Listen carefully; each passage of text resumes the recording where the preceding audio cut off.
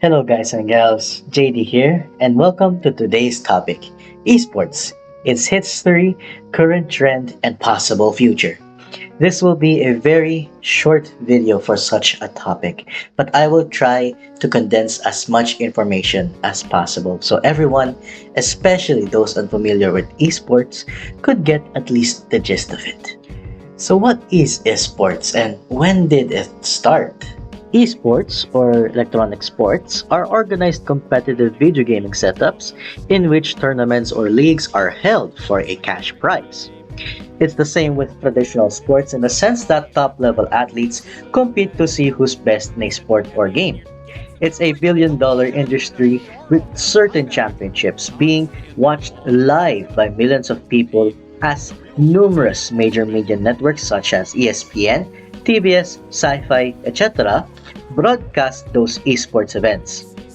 Esports is particularly well received and most watched in much of Europe, with video gaming being the most popular YouTube content in Scandinavian and Eastern European countries.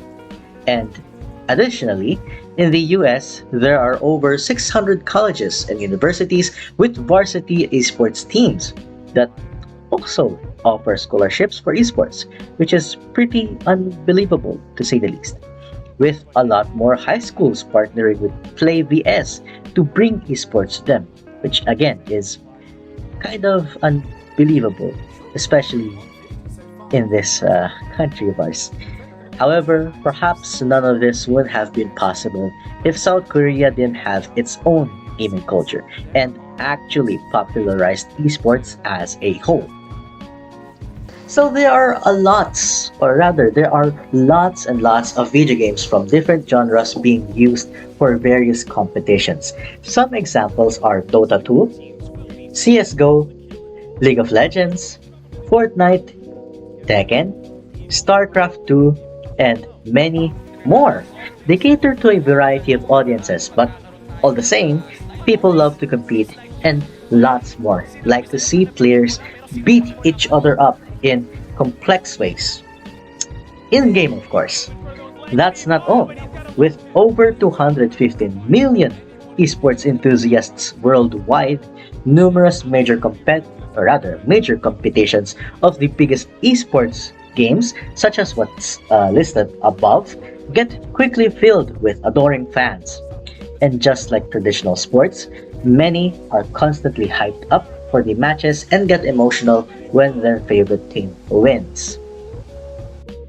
But how did esports come to be?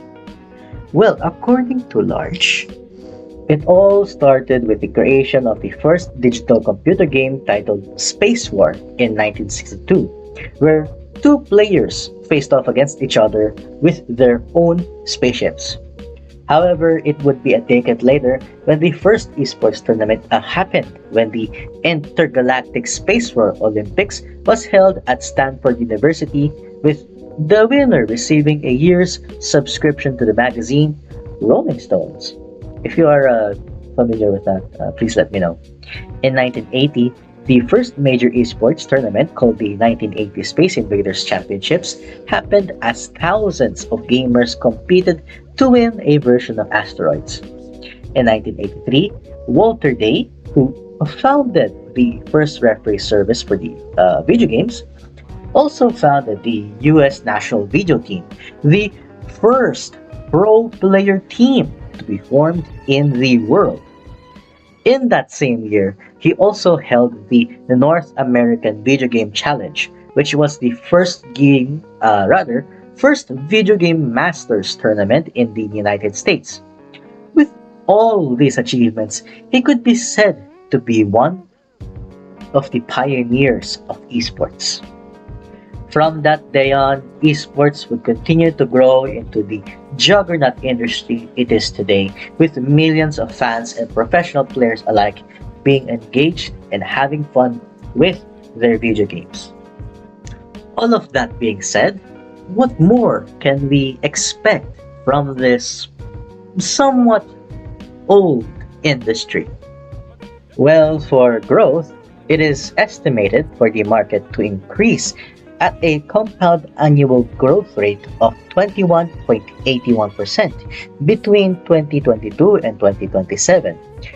Though this hype of growth depends on numerous factors, such as branding, the number of events, etc. So basically, the more companies are able to sponsor events, the more their brand gets recognized. And in turn, they would be likely to sponsor more events again, thus incentivizing other people and organizers to keep creating competitions and then reeling fans in to watch. Additionally, when talking about esports sponsors, the top ones would be Twitch, Intel, Adidas, AG, Vodafone, Coca-Cola, and surprisingly, Mercedes-Benz. And of course, including Red Bull Gaming, which alone holds a strong presence in the industry and have already sponsored numerous events and teams. What else? Oh, the ever increasing cost of game development and maintenance could be a challenge the industry has to face as it might impact its growth. This is, of course, due to increasing consumer demands for higher quality products and innovations for games. So, in response, more developers are hiring specialized staff and Hollywood voice actors and etc., making sure that their games would always have top production. Additionally, the Asia Pacific has also been contributing to the growth of esports, and as such, the region makes for a particularly lucrative market for the industry. All in all, esports, with its history of innovations and exciting events for gamers throughout its continued existence, is proof that it's here to stay and grow for many years to come.